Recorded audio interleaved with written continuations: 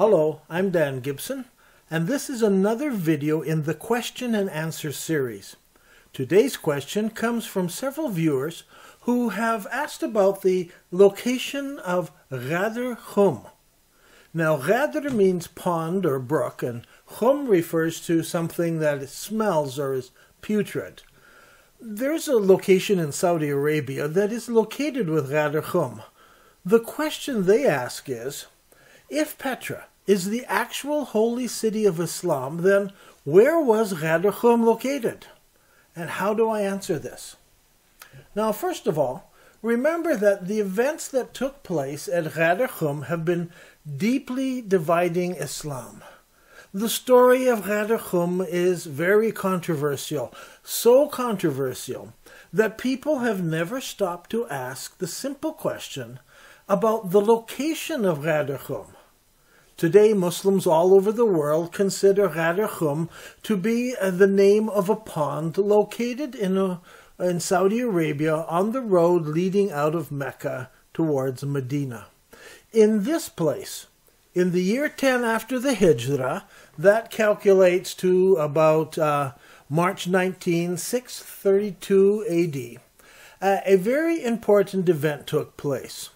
The account is told that during his stop at this place, the Prophet Muhammad is said to have announced, "Anyone who has me as his Mawla has Ali as his Mawla." Now, Shias interpret this phrase to be the designation of Ali as Muhammad's heir. But this is disputed by the Sunnis. Mawla has a number of meanings in Arabic depending on if you're a Sunni or a Shia. Sunnis translate Mawla as friend or someone who is loyal or close. Sunnis say that Muhammad said, "Whoever has me as his friend has Ali as his friend." The Sunnis say that Muhammad's statement was only about Ali deserving friendship and respect from everyone. But the Shias claim that the word Mawla means master or ruler. And so Muhammad was saying, anyone who has me as his master or ruler has Ali as his master or ruler. They claim that Muhammad was appointing Ali as his successor. And that started the split between the Muslim Sunnis and the Shias. And over the next 1500 years, hundreds of thousands of Muslims have died arguing and fighting over who was the successor of Muhammad.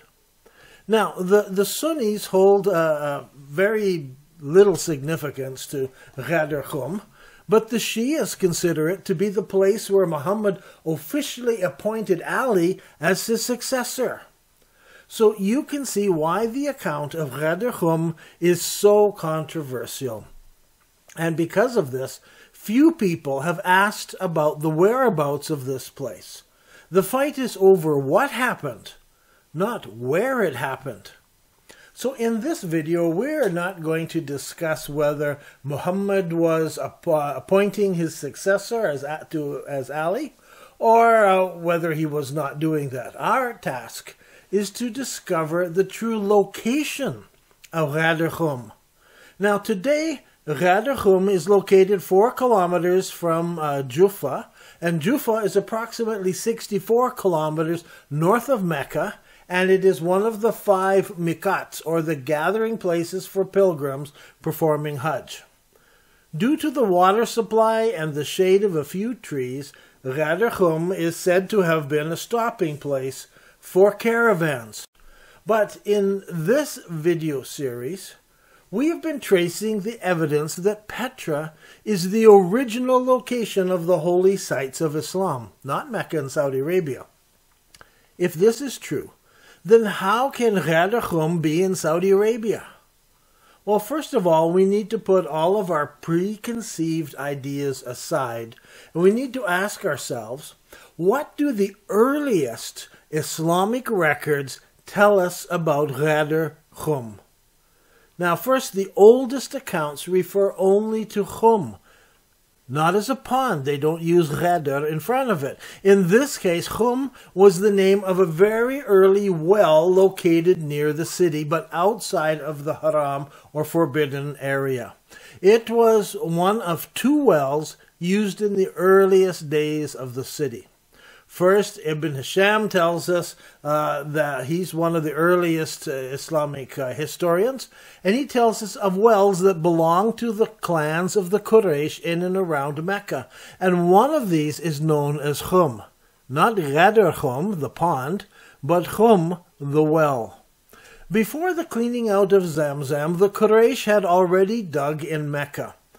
Abu Shams dug Al-Tawi, which is a well in the upper part of Mecca near Al-Bayda, the house of Muhammad bin Yusuf al-Thaqafa. Hashim bin Abu Manaf dug Bahdar, which is near Mustahar, a spur of Mount al-Khadama at the mouth of the pass of Abu Talib. They allege that when he had dug it, he said, "I will make it a means of subsistence for the people." Qusay dug Sajala, which is a well.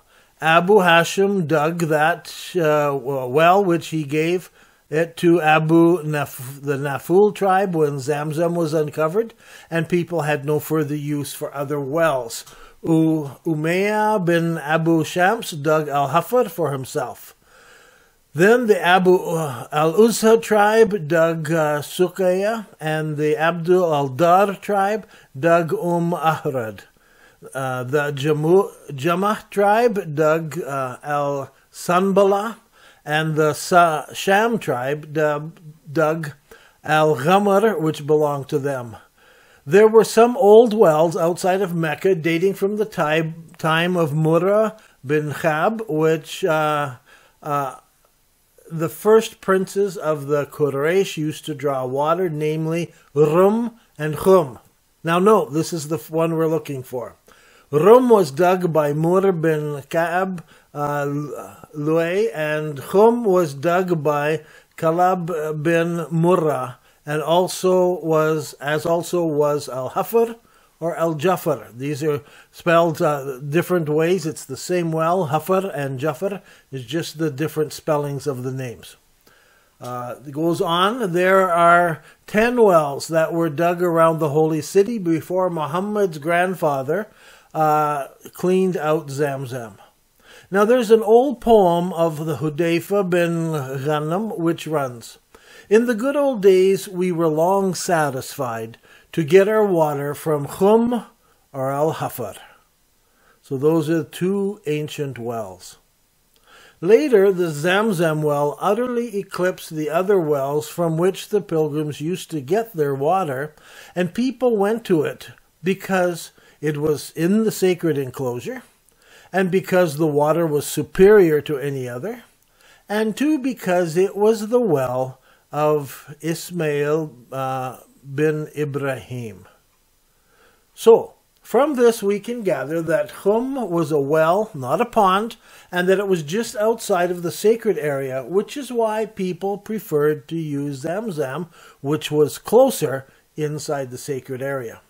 There is also a poem recorded on page 66 of Ibn Hisham, which says, "They built many houses and dug wells whose waters flowed as though from the great sea.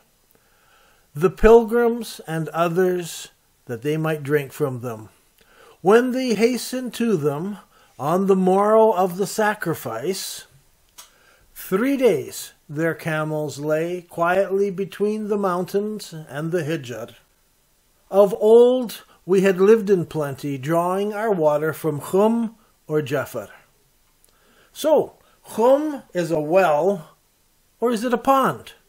Ibn Sa'd tells us that Khumm was a well. He never calls it a pond. He never even uses the word Ghadir.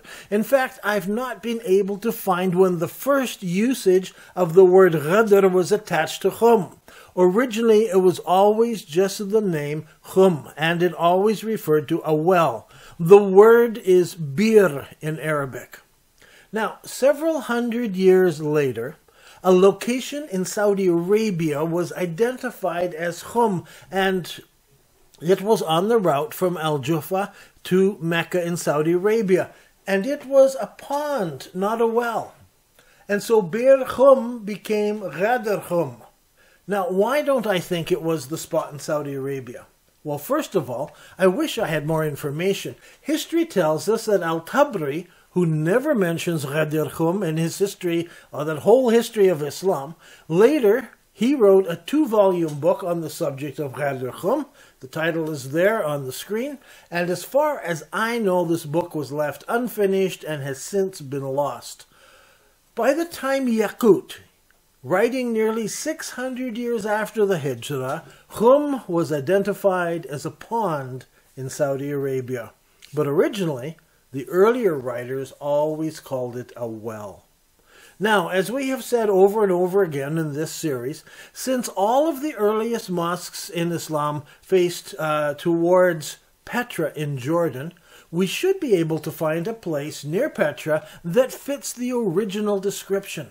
In fact, I think we should be able to find all 10 wells mentioned by the early writers. Unless, of course, something has ceased to be a well and it was covered in and it's gone.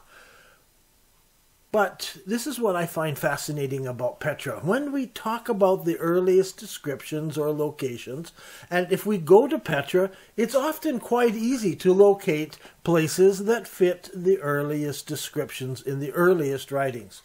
On the other hand, Yaqut, writing nearly 600 years after the founding of Islam, he struggled to find places that were mentioned in the early Islamic writings. But that's because he was looking in Saudi Arabia. He had no idea that the places he sought were really hundreds of kilometers north in and around Petra. So, where do I place Ghadir Khumm? First of all, this brings us to the different camping spots known in Islamic literature. They're known as the 5 miqat, or stations of the Ihram. The Prophet Muhammad assigned 4 of these locations so that visiting pilgrims would know where to put up their tents. These locations were near the holy sites, but outside of the sacred area.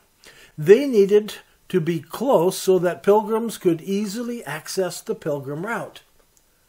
Remember, folks walked in those days, and pilgrims were required to walk during the pilgrimage 7 to 8 kilometers. Once the pilgrims did their ritual washings at Jirana, they would enter into the state of Ihram, wearing the pilgrim's robes, consisting of 2 seamless sheets of cloth.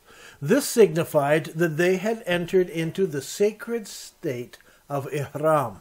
That word comes from the word haram, which means forbidden. They were entering into that forbidden or protected place. Then they would proceed down the pilgrimage and through the mountain to the Kaaba. When you come to Petra, we can identify some of these camping spots. The 4 stations or camping places were known as, the one in the south was Duh al-Hulafa, and this is the miqat for those who were coming up from the south into the city. On the north side there was Jufa, and this is the miqat for the people who came from Syria or from the north. On the east was Qarn al-Manzil, and this was the hilly place to the east of the holy city, and it is the miqat for the people who came from the east. And then you have Yalamlam, which is the miqat for the people of Yemen and those coming from other directions, including India.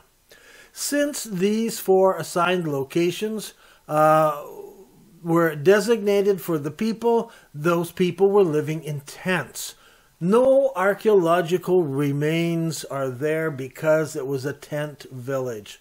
The major concern about these areas would be that there were flat areas to put up tents, and second, they needed access to water.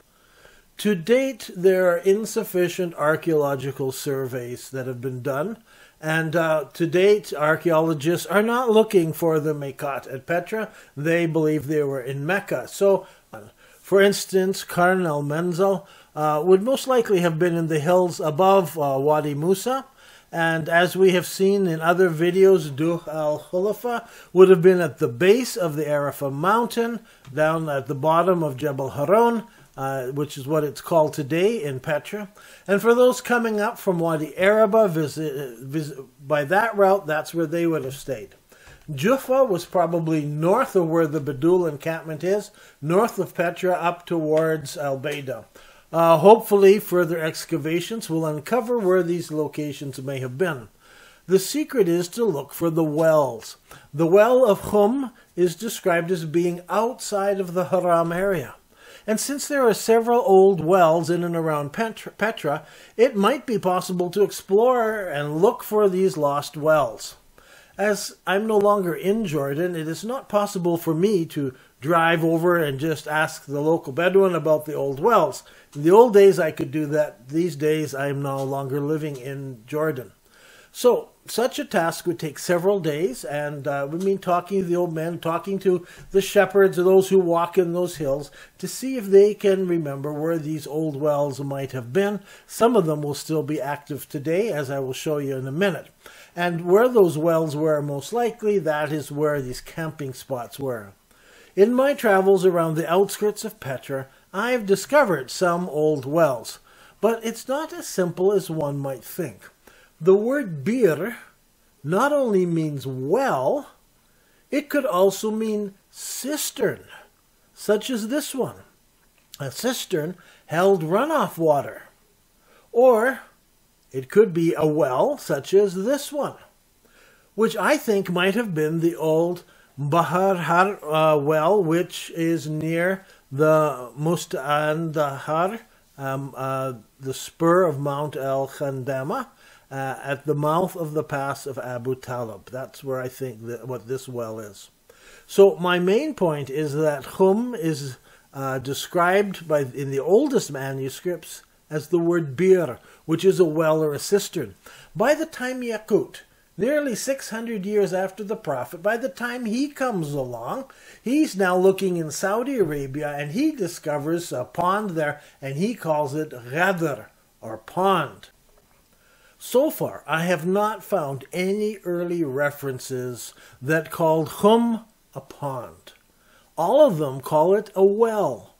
And in Petra, north of the city, halfway to Al-Baida, there is a well that might be Bir Khumm. I sit beside it in the film The Sacred City. I'm Dan Gibson, and this has been another video in the series Questions and Answers.